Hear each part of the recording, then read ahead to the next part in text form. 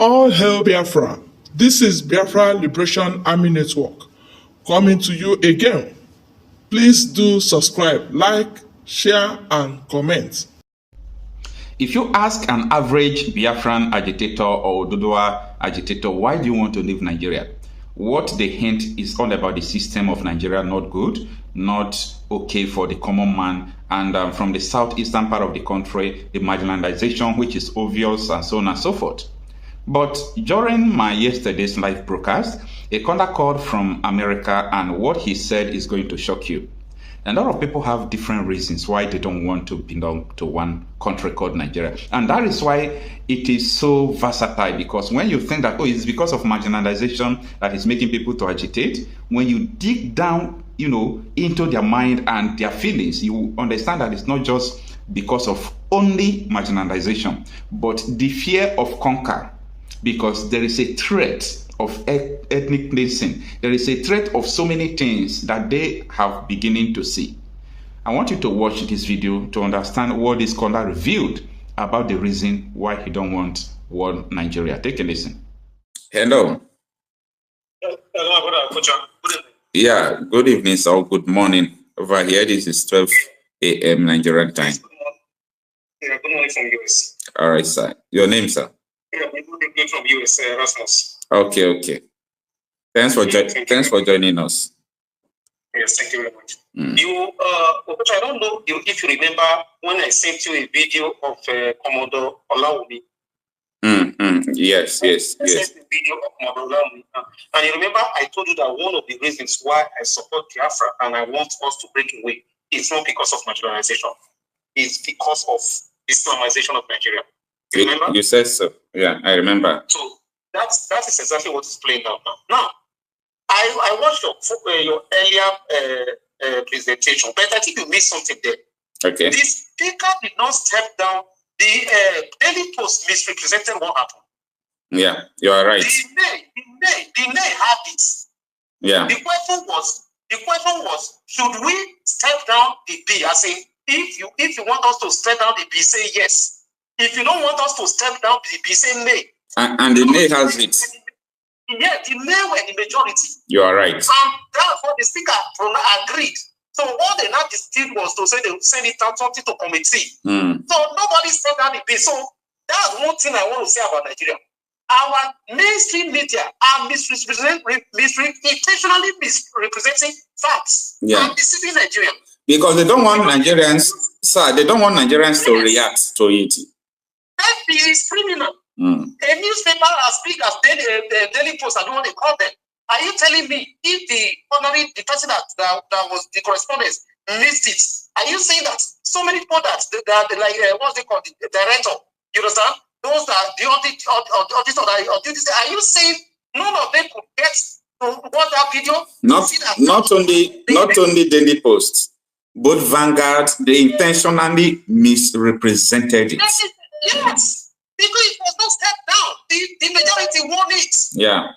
Because it was 2 votes. It was 2 votes. The one person on the southern side was shouting, but the majority was on the northern side, and they said no. So the first thing was that if you want us to step down this B, say yes. And the yes was not down. Then if you don't want us to step down this B, say nay. And the nay had it.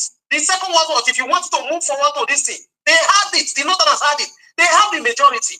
But so there is something I want to point out to you. Okay. In all the presentation, there is one particular presentation that struck my attention. And that is actually the whole truth that a lot of people don't understand. Go and listen to the guy representing Niger State. You play this. Listen to what he said. He said that he knows that this thing is like a very volatile, we understand. But actually, it's not supposed to be like that. As in this kind of situation, it's not supposed to be like that because already Sharia is already in our constitution. Go and listen to him very well. So he was telling them that this sensitive that the Southerners are talking about is like, no, understand, say Nigeria and a Sharia country. That's what he was saying. You understand? Go and listen to him very well. He was like using that to tell the Southern legislators that you people is like, no, why this one be sensitive? We are already an Islamic country, it's in our constitution. It's already in the constitution. So I don't know why the this thing about it. Now, this is for all the Christians in Nigeria, and especially in Southern Nigeria. It's a decision. It's a choice for you to make. People like me have made my decision and choice a long time ago because I knew where it was going. The Muslim Muslim ticket, I knew where it was going. I know what was going to happen. And that's why I support Biafra with 200%. Because the only solution is not to start fighting. Because you will fight this fight till you die. If they don't succeed, your child will start fighting it. If they don't succeed, your grandchild, they will succeed. And they will turn Nigeria to Islam. Nigeria is already an Islamic country. It's just a confirmation that is remaining. Just for them to expand it all over Nigeria. And that's what they wanted to do with tickling with that part. Instead of personal, it becomes, they want to widen it. Nigeria is already a member of Organization of Islamic countries. What's remaining? This thing already recognized this. When they voted for Israel against Israel, Islamic countries were in the meeting. Nigeria was one of the people that voted. They were in the meeting. So the Christians that are pretending, put your head inside the sand and pretend like an ostrich, as if your body is not outside. Hey, it can never happen. Oh no, it cannot be. Foolish Christians. It can never happen. It can never happen. It's happening in your eyes. Your country is already in Islamic state. You are saying it can never happen. They are changing the constitution. They are using news media to deceive you that they step it down. No, it was not stepped down. They won. Kalu could not do anything about it. Number one, he was scared. You could have said that he was scared. Yeah. And he was saying that what people want is what I will do. Yeah. Even when one member told him that yesterday, one member from River State, yesterday, when I wanted us to tinker with something. You step it down. Only you yourself step it down. It only to yourself, which means that you can actually step this down for public peace. But the guy, Kalu, as a devoted slave of the caliphate, because of ambition, will not do that. He was scared and he was saying, what do people want to do? That is, and you see at the end of the day, when the Northerners won, he was laughing. And that's the way all these senators, all these house members that you are looking at, that you think they are representing you, they will laugh and you become an Islamic country. The next thing you will see them, you see them changing their decision. By now, by force, you become a Muslim. By force, and I'm telling you, it's not a joke. The only alternative was, is just forget about talk. No need to talk. No need to argue with them. No need to say this thing. Let us just face our Biafra. Every money that we need, anything that we need to get this Biafra. If it is going to take peace, we'll get it. If it's going to take war, we'll fight the war and get it. That is the truth. There's no two ways about it. That is the only solution. We cannot fight this battle continuously because it's going to be a battle for eternity to stop there because they are not ever going to stop until they turn Nigeria, until they implement the full Sharia in Nigeria. It's already an Islamic state. It's a choice for Nigeria to make, the Southern Nigeria, the Christians. Whether they want to become Muslims or they want to retain their religion, they want to practice their religion, and they want to remain this. If you want that, you cannot be a Christian in Nigeria. I am telling you the truth. That is just the simple truth. Nigerians, wake up. Wake up. This is not a fight. This is not talk. All the Jews, this thing, forget about them. They are not going to save us. They are going to keep quiet. They are going to keep quiet. Some will be waiting for them to die. They'll say, before the thing happened, I would have died. I am telling you, we have to take our destiny in our own hands. Forget the Jews. This is what happened in Turkey.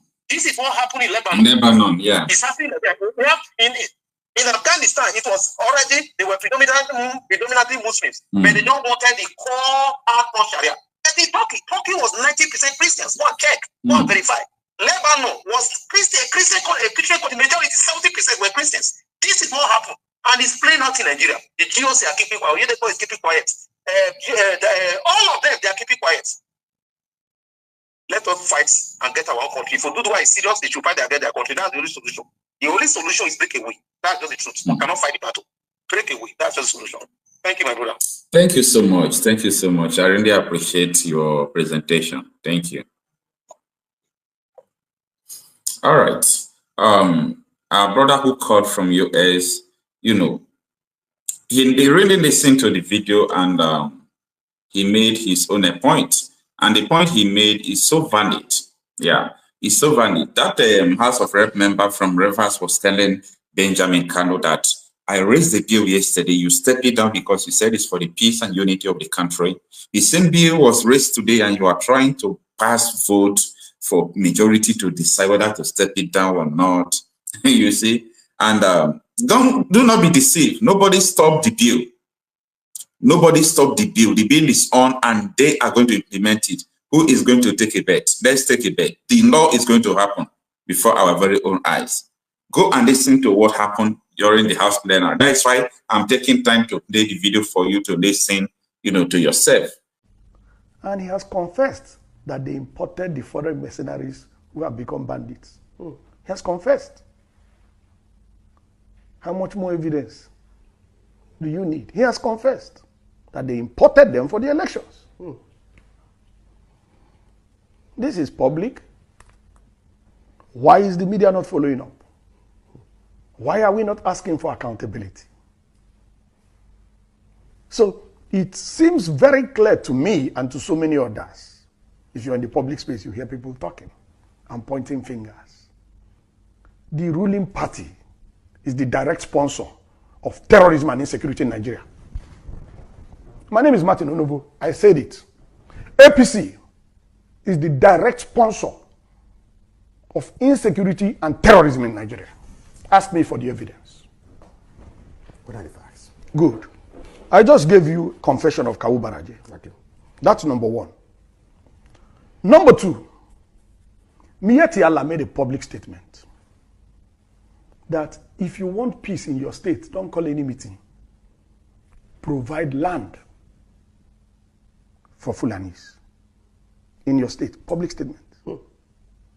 Miyetti Allah. Miyetti Allah is a collaborator with the ruling party. We had a report that the ruling party funded Miyetti Allah to the tune of 100 billion. I wasn't there when the payment was made, but that's in the public domain. We had an official report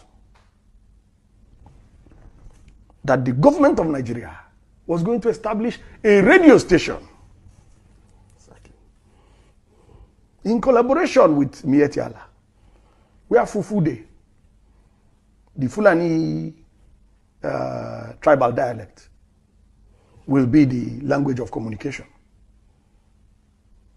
Now, interestingly, you asked me for facts. We have it on the authority of the Ondo State government that the PRO of Miyetti Allah in Ondo State led the criminal suspect gang that killed Biafra Sharanti's daughter. That is on the authority of the Ondo State government. And they have been arrested. And the leader of the gang is the PRO of Miyetti Allah in Ondo State. We have it on the authority of the Nigerian police that a headsman was arrested with a military rifle in Plateau State. I have the number of the rifle. I can send it to you by SMS. I just need to check my records. I have the rifle number. We have it on the authority of retired Colonel Nyam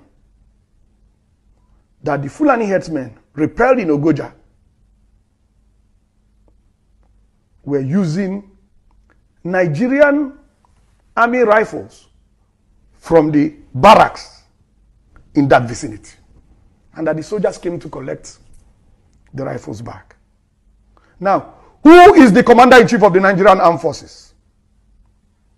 Who should be responsible for the activities of these armed forces? We have it on the authority of General Danjuma. Danjuma has commanded these forces. We have it on the authority of General Danjuma that the armed forces are conniving with the bandits that are killing citizens. How much more evidence do you want? How much more evidence? We have hard physical evidence. We have testimonies from relevant authorities. How much more evidence do you want to know that the ruling party in Nigeria, the APC, is the sponsor of insecurity and terrorism? How much more evidence?